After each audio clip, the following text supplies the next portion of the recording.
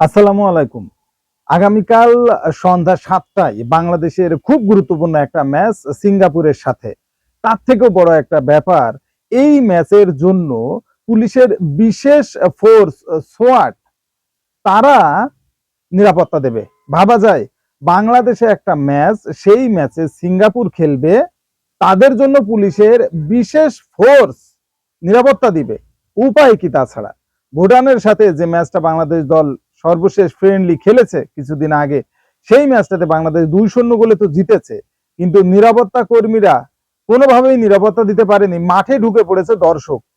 যেহেতু এইটার একটা গুরুত্বপূর্ণ ম্যাচ এবং এটা কোনো ফ্রেন্ডলি ম্যাচ না, একটা ইন্টারন্যাশনাল ম্যাচ, এবং এই ম্যাচটাকে বাফুফে অনেক গুরুত্ব সহকারে দেখছে, এই কারণে পুলিশের বিশেষ যে ফোর্স সোয়াট তারা আসলে এই কাজে নিয়োজিত থাকবে। তাতে করে হবে কি, নিরাপত্তাটা জোরদার হবে। নিরাপত্তা দূরে থাক, বাংলাদেশ এবং সিঙ্গাপুর ম্যাচ নিয়ে যে হাইপ এবং বাংলাদেশের যে প্রত্যাশা, যে কোনো মূল্যে সিঙ্গাপুরকে হারাতে হবে। নতুন বাংলাদেশ, ফুটবলে জাগরণ উঠে গেছে এখন।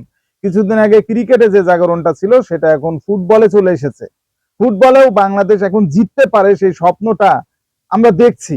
সেই জায়গা থেকে সিঙ্গাপুরের বিপক্ষে কি হতে পারে? সিঙ্গাপুরের বিপক্ষে আসলে ম্যাচে জয়ের কোনো বিকল্প নাই। 2027 সৌদি আরবে যে এশিয়া কাপ হবে, সেই এশিয়া কাপে সঙ্গী হওয়ার জন্য মূলত 4টা দল ফাইট করছে: বাংলাদেশ, ভারত, হংকং এবং সিঙ্গাপুর। এই জায়গায় সব থেকে র্যাঙ্কিং এ ভালো যে জায়গাটায় আছে, সেটা কিন্তু ভারত আছে। 127 নাম্বার তাদের র্যাঙ্কিং নাম্বার, এবং সিঙ্গাপুর 161 নাম্বার, বাংলাদেশ 183 আর হংকং 153। এই দিক দিয়ে যদি আমরা দেখি, ভারতের মাটিতে গিয়ে ভারতকে রুখে দিয়েছে হামজার নতুন বাংলাদেশ। সেই জায়গায় নিজেদের দেশের মাটিতে সিঙ্গাপুরকে কেন আমরা হারাতে পারবো না? হারানোর সমূহ চান্স আছে, সমূহ চান্স আছে।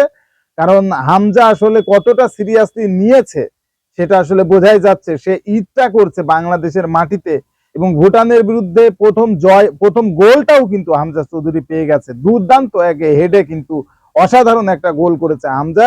এবং আমার কাছে কেন জানি না মনে হচ্ছে আগামীকাল আসলে সিঙ্গাপুর ধূপে টিকবে না। তবে সব থেকে বড় ব্যাপার, জয়ের জন্য দুটো দলই মরিয়া হয়ে থাকবে। কারণ এই দুটো দল, অর্থাৎ সিঙ্গাপুর এবং বাংলাদেশ, এই যে বাছাই পর্ব এশিয়া কাপের ম্যাচ হচ্ছে, এখানে একটা একটা করে ম্যাচ তারা অলরেডি খেলেছে। এবং সেই একটা একটা ম্যাচে বাংলাদেশ যেমন ভারতের সাথে ড্র করেছে, তেমনটা আসলে সিঙ্গাপুর ড্র করেছে। এই কারণে আগামীকালকের যে ম্যাচ, এই ম্যাচে জিততেই হবে যে কোনো দলকে, যদি টিকে থাকতে চায় তারা। এবং আমার কাছে মনে হচ্ছে সমূহ চান্স আসলে বাংলাদেশের আছে সিঙ্গাপুরের বিপক্ষে জেতার। ভুটানের বিরুদ্ধে যে ম্যাচটা খেলেছে, সেখানে বাংলাদেশ দুটো তিনটে গোলের সুযোগ তো মিস করেছে। সেই জায়গাগুলো যদি আরেকটু সুন্দর করে গুছিয়ে খেলা যায়, সেক্ষেত্রে সিঙ্গাপুরের সাথে অবশ্যই জেতাটা সম্ভব। এবং বাংলাদেশের যেখানে হাজার হাজার দর্শক যেখানে মাঠে উপস্থিত থাকবে, সেখানে আসলে তারা শুধু বাংলাদেশ বাংলাদেশ করেই চেঁচাবে এবং তারা উজ্জীবিত করবে। সেই জায়গা থেকে বাংলাদেশের অবশ্যই জেতা উচিত। এবং এই গ্রুপে আর একটা যে দল আছে হংকং, তারাও আসলে খুব বেশি একটা কিন্তু র্যাঙ্কিং এ বাংলাদেশের থেকে এগিয়ে নয়। তাদের র্যাঙ্কিং 153। সেই জায়গায় আসলে পরবর্তীতে এশিয়া কাপে খেলারও কিন্তু বাংলাদেশের সমূহ চান্স আছে। কারণ ভারতকে বাংলাদেশ রুখে দিতে পেরেছে, তাও ভারতের মাটিতে। এইটা একটা বড় অর্জন ছিল। সেই জায়গায় সিঙ্গাপুর ভারতের থেকেও অনেক র্যাঙ্কিং পিছনে, অর্থাৎ 161 র্যাঙ্কিং, যেখানে বাংলাদেশের 183। দুটোই কাছাকাছি র্যাঙ্কিং। এই কাছাকাছি র্যাঙ্কিং মানে কি, মানে একই রকম পর্যায়ে খেলে দুটো দল। সেই জায়গায় হাড্ডাহাড্ডি একটা লড়াই হবে, সেটা তো নিশ্চিতই।